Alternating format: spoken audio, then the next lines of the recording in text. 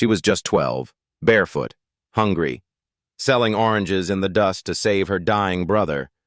Then he appeared, clean shoes, silver hair too calm for this place. A week later, she became his wife. But on the 7th day, she opened a door, and everything changed. Julia had always been the quiet one.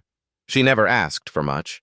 A bowl of rice, her brother's laugh, maybe a full night's sleep without her stomach growling. Every morning she walked 40 minutes to the market carrying a wooden bowl of oranges on her head.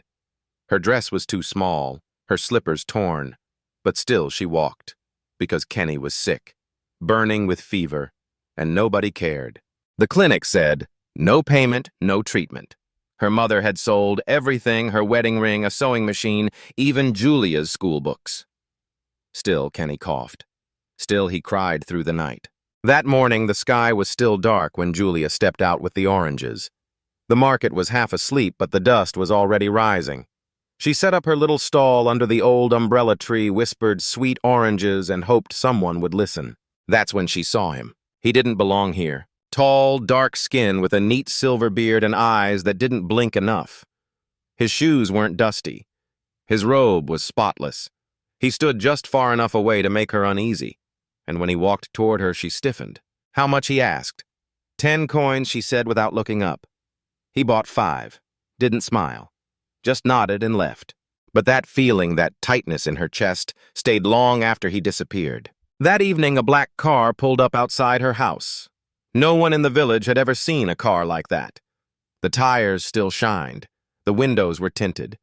The door opened and out stepped the same man. His name was Mr. James Johnson. He held an envelope thick with cash. I want to marry your daughter, he said calmly. Her mother gasped. Her grandmother gripped a broom like a weapon. She's a child, they cried. But he didn't flinch. You need money. Your son needs medicine. I can help. He left the envelope on the floor and walked away. That night, Kenny's fever worsened. He stopped breathing for a second, then another. Julia held him in her arms, her tears soaking his hair. And in that moment, she made the decision. I'll do it, she whispered. I'll marry him. The wedding happened before sunrise. There was no music, no laughter, just whispers. Julia wore an old dress that belonged to another girl, a girl who'd been married off and never returned. No one talked about her. When the elder asked, "Do you accept?" Julia didn't speak, but no one waited for her to answer. They just nodded. Mr. James Johnson led her to his car in silence. As they drove away, villagers stared. One woman muttered, "He didn't even look at her." Another whispered, "Something's not right." At the top of the hill stood a mansion. Clean, cold, quiet. The door opened with a soft click. Inside, she was shown her room. A bed, a chair, folded clothes, nothing else. That first night he brought her soup, steaming fragrant, set it down gently. "Eat," he said. Then locked the door behind him, not hers, his. She waited for the pain, for the screams, for what older girls had warned her about. But nothing happened. The next morning he brought her tea and a cookie. Soft bread. A napkin folded like a gift. "You don't have to come out yet," he said softly. "Rest. You're safe here." Each day he brought her something different. Fruit biscuits, a red gown. He never touched her.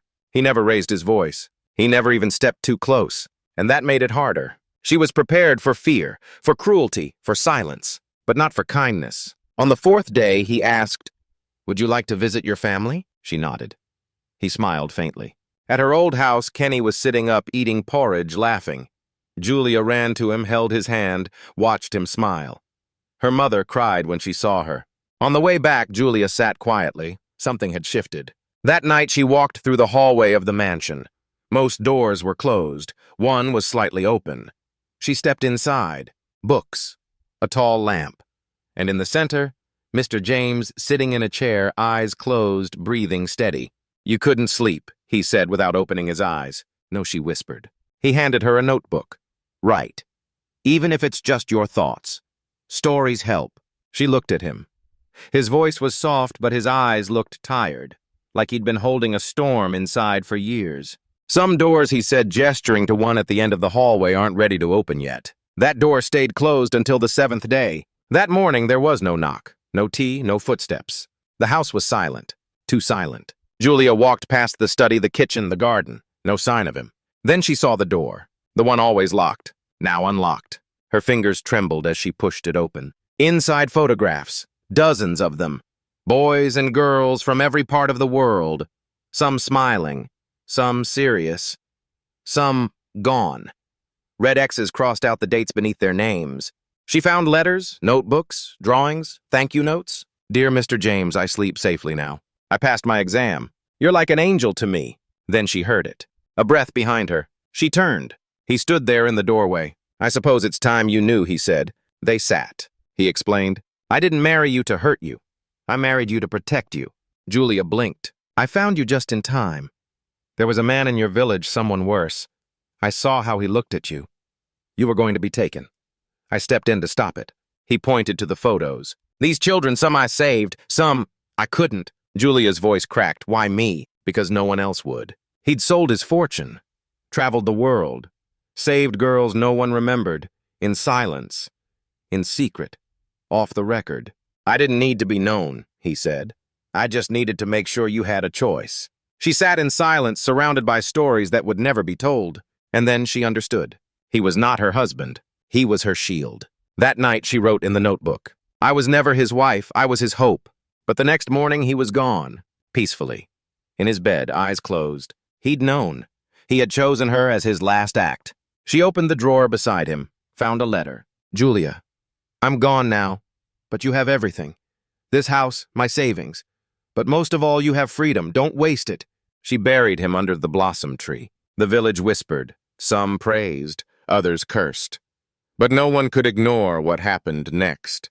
Julia, barely 12, became the legal heir of everything. She didn't flee. She didn't shrink. She stayed. She repaired the clinic, built a school where she once sold oranges, created a registry that banned secret child marriages in the region. And she opened the mansion to girls like her, Jemima, Binta, Fatima, Zainab. One by one they arrived, with scars, with silence, with stories no one wanted. She gave them food, a bed, a future. And on her 14th birthday, Julia found a hidden envelope in one of James's books. A list, names, dates, locations, powerful men, a network of trafficking child marriage abuse. James had been watching them all. At the bottom of the list he'd written, use your voice, Julia, burn the dark. She did. She founded the Johnson Report. It exposed predators in power. They tried to stop her, but they were too late. Because Julia wasn't alone. She had a movement. By 15, she stood before the United Nations. By 16, she rewrote laws in 3 countries.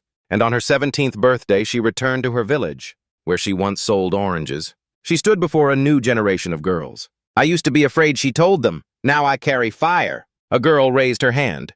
Are you a queen? Julia smiled. Queens wear crowns, I carry light. That night, she sat alone in the library, lit a candle, opened her journal. I hope you see me now, she wrote. And in the flicker of flame, she almost heard him whisper, I always did. If this story touched you, don't let it end here. Like the video. Leave a comment, your voice might be the one another girl needs to hear. And subscribe to Tim's Stories for more true stories of quiet heroes, second chances, and the kind of light that refuses to die. Because sometimes, a whisper becomes a roar, and one girl's fire can change the world. Thank you for watching.